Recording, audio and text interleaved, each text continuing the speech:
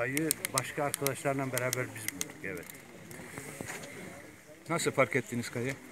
Kayığın haber verdiler bize. Başka arkadaşlar haber verdi. Kayığın başıboş suda kapaklara doğru gittiğini söylediler.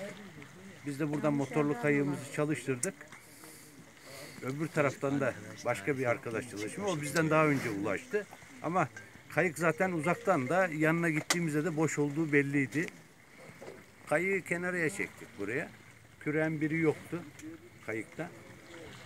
İşte yani geri kalan da işte görsel olaylara göre yorumlarımızı yapıyoruz yani. Evet. Peki Adınızı bu soyadınızı alabilir çizmeleri miyiz? Aldığınızda Benim adım Sabahattin Orta. Sabahattin? Orta. Sabahattin Orta. O kayığı aldığınızda bu çizmeler de gene kayın içinde mi? Kayığın içindeydi, evet. Tamam daha kapatın da yeter. Hadi daha sizi mi eğlendireceğiz? Eğlenme diye. Tamam lan şundan bizim